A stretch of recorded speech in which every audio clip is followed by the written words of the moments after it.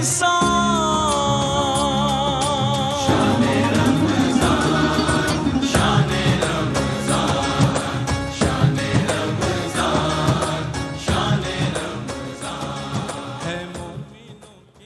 ناظرین، آپ کا خیر مقدم ہے. آپ کے مسائل کا حل کے ساتھ آپ کی خدمت میں حاضر ہیں اور قبلہ مفتی محمد اکمل مدنی صاحب تشریف فرما ہیں جو آپ کے سوالات کے جوابات عنایت فرمائیں گے.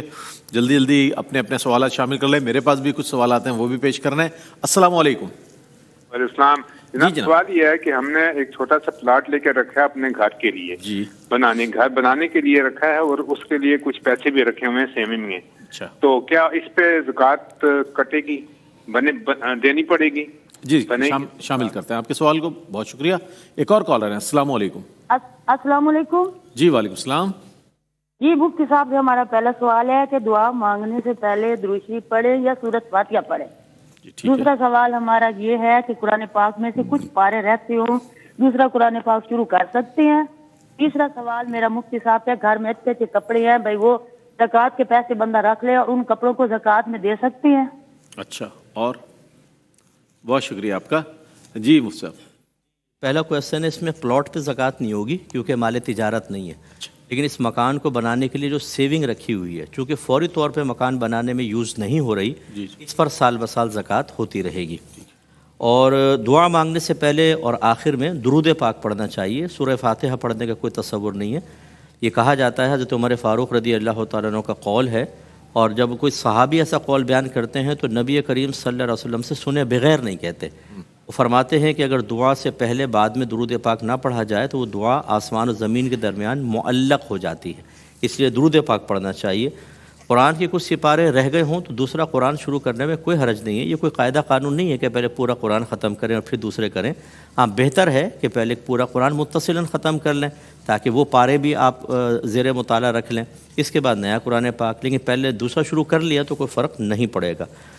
پرانے کپڑوں کو زکوٰۃ میں دے سکتے ہیں، لیکن ان کپڑوں کی موجودہ قیمت کا اعتبار ہوگا. مثال کے طور پہ آپ 2-4 لوگوں سے پتہ کر لیں کہ ہم کپڑے بیچنا چاہتے ہیں کتنے کے ہیں، جتنے کی وہ کپڑے اکثر لوگ اس کی قیمت لگائیں گے بس اتنے کی زکوٰۃ ادا ہوگی. ٹھیک ہے. کالر ہے. السلام علیکم. وعلیکم السلام. جی فرمائیے. میرا سوال یہ ہے کہ جو رمضان میں فوت ہو جائے، اس کی بخشش ہو جاتی ہے، اس کے لیے کیا حکم ہے؟ میرا دوسرا سوال یہ ہے، جس کی بیٹھنے کی جس کی جگہ ہو اسی اور زمین نہ ہو، اس کو فطرانہ اور صدقہ دیا جا سکتا ہے؟ ٹھیک ہے، شامل کرتے ہیں آپ سوالات کو. جی مفتی صاحب. جی جو رمضان میں فوت ہوں گے اس کی بخشش کے اور مغفرت کی بشارت دی گئی ہے بالکل. اور دوسرا پتہ نہیں انہوں نے کیا کویشچن کیا ذہن میں، وہ آواز صحیح تیزی سے ذرا کر لیا بہت ہی زیادہ. ایک اور کالر ہے. السلام علیکم. ہمیں کنٹرول روم سے وہ سوال ملتا ہے تو وہ بھی پیش کریں گے. مفتی صاحب میں یہ پوچھنا چاہوں گا، ایک سوال یہ آیا تھا کہ کسی آتش زدگی میں 2 بھائی جو ہیں وہ شہید ہو گئے. اب جو گورنمنٹ سے گرانٹ ملی ان کے گھر پر، تو وہ پیسہ جو ہے ان کی بہنوں نے یعنی رکھ لیا اور ان کی جو بیوائیں تھیں، ان کی بھابیاں جو ہیں، ان کو وہاں سے نکال دیا گھر سے. تو ایسی صورت میں حکم شرع کیا ہوگا ان لوگوں کے لیے؟ غالباً بچے وغیرہ بھی تھے ان کے. ہاں دیکھیں، اس میں اچھی طرح یاد رکھیں کہ جو گورنمنٹ کی طرف سے بینیفٹس وغیرہ ملتے ہیں، ایک تو یہ ہے کہ دکان تھی، دکان کا پورا وہ سرمایہ دیا گیا، یعنی دکان کے بدلے میں کوئی اتنا اخراجات تھے، اتنا نقصان ہوا، یہ بھرپائی ہے. اور ایک ہوتا ہے کچھ اضافی دیا جاتا ہے. اگر تو جو دکان کا تھا وہ دیا گیا ہے تو وہ تو باقاعدہ ایک مال وراثت ہے، اس میں وراثت تقسیم ہوگی، اس کے اندر بیوی بچوں کا اپنا حصہ ہوگا. اگر ان کے بیوی بچوں میں لڑکے شامل ہیں تو بھائی بہن محروم رہیں گے، یعنی کسی لحاظ سے بہنوں کو تو نہیں. ہاں اگر صرف کسی کی لڑکیاں تھیں تو بہن بھائی حصہ دار بنتے ہیں. وہ بھی شرعی مسئلہ معلوم کرنا چاہیے. اس صورت میں بھی بیواؤں کو محروم کر دینا بالکل غلط ہے. اور جو اضافی بینیفٹس وغیرہ ملے ہیں یہ اکثر بیواؤں کے لیے ہوتے ہیں کہ جو بھی نومینی ہوتے ہیں انہیں کو ملتے ہیں، اور یہ اکثر بیوی بچے نومینیٹ ہوتے ہیں خود بخود. ہاں بعض اوقات ہوتا ہے جیسے انشورنس کے اندر آپ لکھواتے ہیں کہ میرے بعد کون ہوگا، یا بینک کے اندر ایک نومینی آپ لکھواتے ہیں. لیکن اس طرح کے بینیفٹس کا گورنمنٹ میں عرف یہی جاری ہے کہ بیوہ کو ملتا ہے. لہذا دونوں صورتوں میں جو بہنوں نے کیا، تھوڑے سے مال کو سامنے رکھ کر اپنے بھائیوں کی محبت کو نظر انداز کرتے ہوئے ان کے بچوں تک کو گھر سے نکال دینا ظالمانہ کردار، ظالمانہ کارروائی ہے. کتنے عرصے کھا لیں گی اس پیسے کو؟ یہ کبھی راس نہیں آئے گا. یاد رکھیں کہ جو خوشی کسی کے غم کو کسی کو غم دے کر حاصل کی جاتی ہے وہ خوشی کبھی راس نہیں آتی. اس لیے فوراً سے پیشتر ان کو پیسہ واپس کرنا چاہیے. ٹھیک ہے. کالر ہے ہمارے ساتھ. السلام علیکم.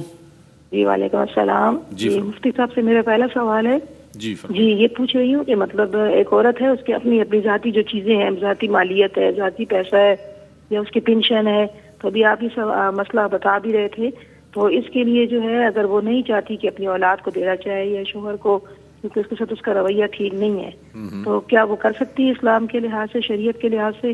دوسرا سوال یہ ہے میرا کہ جی اعتکاف میں جو ایک عورت ہے وہ روزے نہیں رکھ سکتی رمضان کے، تو کیا وہ اعتکاف کے لیے بیٹھ سکتی ہے؟ اچھا ٹھیک ہے، شامل کرتے ہیں. ایک اور کالر ہے. السلام علیکم. وعلیکم السلام. جی فرمائیے. میرا سوال یہ ہے کہ میرے پاؤں سے خون نکلا تھا تو روزہ ٹوٹا تھا. اچھا شامل کرتے ہیں آپ کے سوال کو بھی. بہت شکریہ آپ کا. جی مصعب کیا کہیے گا؟ دیکھیں زندگی میں جو بھی انسان کے پاس مال ہوتا ہے نا، اس کو مال وراثت نہیں کہتے.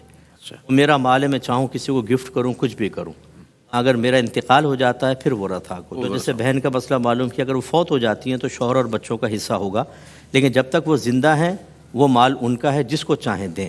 اگر شوہر ناروا سلوک رکھتا ہے، اولاد بدتمیز قسم کی ہے، تو یہ ضرور ہے کہ اگر وہ ان کو نہیں دینا چاہتی تو اپنی زندگی میں کسی نہ کسی کو ہبہ کرنا ہوگا، یا دین کے کاموں میں استعمال کر کے ختم کر دیں، اپنی ضرورت کا رکھ لیں اور باقی ختم کر دیں، تو پھر یہ کہ مرنے کے بعد بچے گئے نہیں اور ان کو نہیں ملے گا. لیکن اگر وہ یہ چاہیں کہ میں یہ وصیت کر جاؤں کہ میں مر جاؤں تو یہ مال کہیں لگا دینا، ان کو بالکل نہ ملے، ایسا نہیں ہوگا. وصیت 1/3 میں جاری ہوگی، 1/3 مال نکال کر دینی کام میں یا جو بھی وہ وصیت کر رہے ہیں زندگی میں کر لیں جو کرنا ہے، ہاں اس میں لگے گا، اور باقی 2 حصے تو ورثاء کو ملیں گے. اگر یہ نہیں چاہتی ان تک پہنچے تو زندگی میں کارروائی کچھ نہ کچھ کرنی ہوگی. اور جو روزے نہ رکھ سکے وہ سنت موقدہ اعتکاف نہیں کر سکتا. واجب اعتکاف جو منت مانتے ہیں، یا رمضان کے آخری عشرے کا اعتکاف، اس میں روزہ شرط ہے. اگر یہ نہ ہو تو اعتکاف بھی نہیں ہوگا. یہ پھر نفلی اعتکاف سے بیٹھ جائیں، اس کی نیت سے، اس میں روزہ شرط نہیں ہوتا. اور خون کتنا بھی نکل آئے حالت روزہ میں، اس میں روزے پہ فرق نہیں پڑتا. وضو ٹوٹتا ہے لیکن روزہ قائم رہے گا. ٹھیک ہے. اچھا مصعب ایک آپ کے سوالات کو بھی لے لیتے ہیں. السلام علیکم. جی سوال کیجیے گا. السلام علیکم. جی وعلیکم السلام. جی جناب. سوال ہے. جی ٹی وی کی آواز برائے مہربانی کم کر دیں، بڑی عنایت.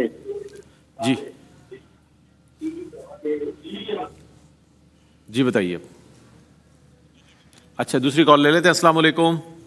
وعلیکم السلام. جی جناب سوال بتائیے. میں مفتی صاحب سے یہ سوال ہے کہ 2 سال پہلے میرا ایک دوست سیلاب میں بہ گیا تھا پانی میں، تو اس کی لاش نہیں ملی. تقریباً ابھی اس کے جو وائف تھی اس کی گھر والوں نے شادی کر دی ہے. اچھا ابھی تقریباً 2 سال بعد وہ لڑکا واپس آ گیا، تو اس میں ابھی کیا حکم ہے؟ اچھا جی ضرور شامل کرتے ہیں. بہت شکریہ آپ کا.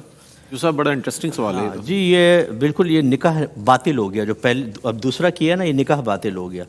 اس میں صورتحال یہ ہوتی ہے کہ اگر کسی شخص کی اطلاع ملنا ختم ہو جائے تو اس کو مفقود الخبر کہتے ہیں. لیکن اس کے لیے طریقہ کار یہ ہوتا ہے کہ فقہ حنفی میں تو خیر بڑی طویل عمر ہے. امام مالک کے قول کے مطابق کم از کم عورت کو 4 سال ویٹ کرنا ہوگا. 4 سال کے اندر اگر وہ نہ آئے تو پھر کسی قاضی سے یا بڑے مفتی سے وہ فتویٰ لے کر نکاح کر سکتی ہیں. انہوں نے جلد بازی کی، نکاح کر لیا، حالانکہ بھی شرعی ریکوائرمنٹ پوری نہیں ہوئی تھی، شوہر واپس آ گیا تو دوسرا نکاح باطل ہے. یہ پہلے کی منقوح ہیں، انہی کے پاس جانا ہوگا. ایک اور کالر ہے. السلام علیکم. وعلیکم السلام. جی فرمائیے میری بہن. سوال کیا آپ کا؟ میرا سوال یہ ہے کہ جو ہم زکوٰۃ دیتے ہیں، اکثر لوگ جو مختلف وقتوں میں پورے سال میں ٹیکس دیتے ہیں اس کو بھی زکوٰۃ میں شمار کرتے ہیں اور پھر وہ کم زکوٰۃ دیتے ہیں، یہ کہہ کے کہ ہم نے تو پورے سال ٹیکس دیا اور ٹیکس کا کوئی کانسیپٹ نہیں ہے. تو کیا یہ صحیح طریقہ ہے؟ کیا یہ زکوٰۃ میں شمار ہوگا؟ ٹھیک ہے. اور کوئی سوال آپ کا؟ بہت شکریہ آپ کا. ایک اور کالر ہے. السلام علیکم. وعلیکم السلام. جی میرا مفتی صاحب سے سوال تھا. میں حقیقہ کرنا تھا 2 بچوں کا، اور 3 میرے بھائی کے بچے ہیں نا، تو وہ کہہ رہے ہیں کہ ایک ہی جانور لے لیتے ہیں بڑا، اس میں وہ 7 حصے ہو جاتے ہیں اس طرح. تو وہ کیا اس طرح 7 حصے ہم کر سکتے ہیں حقیقے کے؟ جی جناب شامل کرتے ہیں. بہت شکریہ آپ کا. جی صاحب کیا کہیے گا؟ جی بالکل. دیکھیں ٹیکس سے زکوٰۃ کا کوئی بھی تعلق نہیں ہے. فرض کر لیں کہ ایک ٹیکس ہے جو واجبی اور ضروری ہے، اس کو ظلم کون کہہ سکتا ہے؟ یہ تو رفع عامہ کے لیے ضروری ہے، اگر نہ ہو تو ملک ہی نہیں چلے گا. ایک ہوتا ہے خدا نہ خواستہ کوئی ظالمانہ ٹیکس. اگر ظالمانہ ٹیکس بھی ہو تو اس سے زکوٰۃ کا کیا تعلق؟ اگر آپ کا چور موبائل چورا کے لے گیا، آپ نے زکوٰۃ میں نکل گیا. دوسرے نے جیب کاٹ لیا، آپ نے کہا زکوٰۃ میں نکل گیا. یہ کوئی بات کوئی ہوگی کہ اگر آپ کے ساتھ زیادتی ہوئی تو آپ اس کو زکوٰۃ شمار کر لیں؟ یہ بعض لوگ اس پہ فتوے دے رہے ہیں. اچھا جو مفتی بھی نہیں ہیں اور فتوے دینے کے بالکل اہل نہیں ہیں، وہ دین میں اپنی زبان چلاتے ہیں اور لوگوں کا بیڑا غرق کرتے ہیں. اور جو 1500 سال کے اکابرین نے قرآن و حدیث کا نچوڑ بیان کیا، اس کو غلط ثابت کرنے کی کوشش کرتے ہیں۔ میں اپنے تمام دیکھنے والوں سے گزارش کرتا ہوں فتویٰ ہمیشہ صاحب علم سے لیں اور مفتی سے لیں۔ یہ جو بیٹھ کر فلوئنسی کے ساتھ بولنے کی کسی کی اگر آپ صلاحیت کو دیکھتے ہیں تو ضروری نہیں ہے کہ وہ دین کے معاملے میں گہرائی بھی رکھتا ہو، اس قسم کا کوئی معاملہ ان کے ساتھ سولو نہ کریں۔ بہرحال ٹیکس ادا کریں تو زکوٰۃ کا اس سے کوئی تعلق نہیں ہے۔ اور یہ بالکل صحیح کہا کسی نے، ایک بکرا جو ہوتا ہے گائے کے حصے کے برابر ہوتا ہے۔ سنت تو یہ ہے کہ لڑکے کے لیے 2 بکریاں اور بچی کے لیے 1 بکری ذبح کی جائے، سنت بکری کا ہے۔ لیکن اگر گائے بھی کر لی، بڑا حصہ کر لیا، جیسے 7 بچے بن رہے ہیں، تو بالکل یہ عقیقہ درست ہو جائے گا، اس میں کوئی حرج نہیں ہے۔ 2 کالرز ہمارے ساتھ موجود ہیں، مزید انہیں بھی شامل کریں گے۔ السلام علیکم۔ وعلیکم السلام۔ جی فرمائیے۔ بھائی میری بیٹی ہے، اس کو شوہر نے 3 دفعہ فون پہ خدا کو گواہ بنا کر 3 دفعہ اپنے ہوش و حواس میں طلاق دی ہے۔ اب وہ بیچاری نوکری بھی کرتی ہے، 6 سال سے میکے میں بیٹھی ہے، کوئی بھی شوہر نے اس سے رابطہ نہیں رکھا۔ اب یہ طلاق ہو گئی ہے اور اس کی عدت ہوگی یا کہ وہ باہر نکلے یا نہ نکلے، کیا ہوگا یہ آپ مہربانی کریں۔ جی میری بہن میں شامل کرتا ہوں ضرور، ایک اور کالر کو شامل کرتے ہیں۔ السلام علیکم۔ السلام علیکم، کال ڈراپ ہو گیا۔ اچھا مجھ سے ایک سوال اور بھی، ان کا بھی، میری بہن کا بھی سوال کیجیے گا۔ اور ایک اور یہ سوال جو ہے ابھی حال ہی کا ہے یہ کہ وہ کہہ رہے ہیں کہ میں عمرے کی نیت سے گیا اور کوشش یہ تھی کہ میں احرام جو ہے ایئرپورٹ پہ کراچی میں باندھ لوں گا، لیکن وہ لگیج میں چلا گیا احرام، اور پھر ان کو جب لگیج جدہ ایئرپورٹ پہ ملا وہاں انہوں نے احرام جو ہے وہ پہنا ہے، تو انہوں نے کہا اس پر کوئی دم ہوگا، کیا ہوگا، چونکہ یہ تو میری توقع سے ہٹ کر کام ہو گیا، اس حوالے سے فرمائیے۔ جی اس پر ایک دم لازم ہوگا، کیونکہ میقات جو انہوں نے بغیر نیت کے ہی کی ہوگی۔ لازم بات ہے کہ احرام اکثر ایسی ہوتا ہے، ہم سمجھتے ہیں چادریں پہننے کے بعد نیت کرنی، انہیں پہنے ہوئے کپڑوں میں نیت کر سکتے تھے، کر لیتے، اگرچہ خلاف سنت ہوتی ہے اور اس کے اوپر کم کوئی معاملہ ہوتا، لیکن بہرحال ابھی تو اگر وہ ویسے نکل گئے تھے، نیت نہیں کی تھی، میقات ویسے کراس کر گیا، تو ایک دم دینا ان کو لازم ہوگا۔ اور یہ بہن نے جو فرمایا کہ اگر شوہر نے 3 طلاقیں دی ہیں، بالکل، تو یہ تینوں واقع ہو گئی ہیں، اور اب یہ کتنے عرصے پہلے دی نہیں پتا، کہ جب جیسی بس طلاق دیں گے عدت اسٹارٹ ہو جائے گی۔ اگر بچی حاملہ ہے تو جیسے بچہ پیدا ہوگا عدت ختم ہوگی، اگر حاملہ نہیں ہے لیکن باقاعدہ حیض آتا ہے تو اس طلاق کے بعد، یعنی تیسری طلاق کے بعد 3 حیض گزریں گے تو عدت پوری ہو جائے گی۔ اور اگر حیض نہیں آتا، حیض بند ہے، بالکل ہی آتا ہی نہیں ہے، تو 3 مہینے ہوتے ہیں۔ تو بہرحال اگر اتنا عرصہ گزر چکا ہے تو بالکل ان کی عدت ختم ہو چکی ہے، اور اگر بھی اتنا عرصہ نہیں گزرا اور عدت جاری ہے، اب انہوں نے نوکری کا بھی کہا ہے کہ اگر کوئی کفالت کرنے والا نہیں ہے، پہلی 6 سال سے بیچاری بچی وہاں بیٹھی ہوئی ہے، تو بقدر ضرورت یہ گھر سے باہر نکل سکتی ہیں، جاب کریں اور واپس آئیں۔ گھر سے باہر نکلنے پر عدت ختم نہیں ہو جائے گی، عدت جاری رہے گی، لیکن بوقت ضرورت وہ باہر نکل سکتی ہیں اور پھر فوراً واپس آ کر عدت کی پابندیاں پوری کریں۔ ٹھیک ہے، 2 کالرز اور ہیں ہمارے ساتھ۔ السلام علیکم۔ السلام علیکم۔ جی وعلیکم السلام، سوال بتائیے گا۔ ہاں جی، میرا سوال یہ ہے کہ کیا اللہ کا ذکر اور درود شریف پڑھنے کے لیے وضو کا ہونا ضروری ہے؟ جیسے ہم اکثر سونے سے پہلے پڑھتے ہیں، جی تو اگر اس کے دوران وضو ٹوٹ جائے پڑھنے کے دوران، جیسے کافی لمبی 100 دفعہ درود شریف پڑھ لیا۔ ٹھیک ہے، کوئی اور سوال آپ کا اس کے علاوہ؟ دوسرا سوال یہ کہ زکوٰۃ جو ہے تو اکٹھی نکالنی چاہیے کہ ہم پورے سال کے دوران نکال سکتے ہیں؟ یعنی پچھلے سال کی جو زکوٰۃ ہے تو اگلے پورے سال کے 12 مہینوں میں ہم تھوڑی تھوڑی کر کے دے سکتے ہیں؟ ٹھیک ہے، بہت شکریہ آپ کا۔ ایک اور کالر ہے۔ السلام علیکم۔ وعلیکم السلام جناب، کیا حال ہے؟ ٹھیک ہو؟ الحمدللہ، سوال بتائیے۔ سر سوال یہ تھا، جیسے عشاء کی جو نماز اگر قضا ہو جاتی ہے تو 12 بجے تک پڑھ سکتے ہیں؟ 12 بجے تک؟ اچھا ٹھیک ہے، شامل کرتے ہیں آپ کے سوال کو۔ جی وہ صاحب کیا کہیے؟ جی ذکر الہی یا درود پاک کے لیے وضو کوئی ضروری نہیں ہے، یہ بے وضو بھی پڑھ سکتے ہیں، ہاں تھوڑا کلی کر لیں بیسٹ ہے، ورنہ پھر ویسے بھی پڑھ سکتے ہیں، اس میں گناہ کا کوئی تصور نہیں ہے۔ اور زکوٰۃ سال کے بعد آپ دینا چاہیں تب بھی کر سکتے ہیں، اور سال کے درمیان بھی دے سکتے ہیں، لیکن سال کے درمیان میں ایک تو زکوٰۃ جب آپ ادا کریں تو نیت زکوٰۃ حاضر ہونی چاہیے، اور اس کے زکوٰۃ ہونے کے لیے شرط یہ ہے کہ سال کے شروع میں اور آخر میں نصاب مکمل ہونا چاہیے۔ اچھا، مثلا سال کا نصاب شروع ہوا، نصاب کا سال شروع ہوا اور آپ نے زکوٰۃ درمیان میں دی، لیکن آخر میں نصاب بچا ہی نہیں، تو درمیان میں جو کچھ دیں گے وہ نفل بن جائے گا، زکوٰۃ ادا نہیں ہوگی۔ تو یہ ضرور دیکھ لیں کہ شروع آخر میں نصاب مکمل ہے، تو جتنا ادا کیا وہ زکوٰۃ کی نیت سے زکوٰۃ ہے۔ اب آخر میں آپ حساب کریں، اگر جتنا دیا اتنا ہی زکوٰۃ آگے بنی ہے تو نہ لینا نہ دینا کہ آپ ادا کر چکے ہیں، اگر زیادہ دے دی ہیں تو اگلے سالوں میں مائنس کر سکتے ہیں، اور کم دی ہے تو سال کے آخر میں صرف جتنی کم ہے اتنی ہی کو بس آپ ادا کریں گے۔ اور یہ بھائی نے فرمایا کہ یہ عشاء شاید کہنے قضا ہو گئی، اور کہیں 12 بجے تک پڑھ سکتے ہیں؟ دیکھیں اچھا عشاء اگر پچھلے دن کی ہے تو وہ تو پھر آپ سارا دن میں ساری رات میں جب چاہے پڑھ سکتے ہیں، اور اگر آپ یہ سمجھ رہے ہیں کہ آج کے دن کی عشاء کی قضا کا کوئی تصور ہے تو وہ ایسا نہیں ہوتا.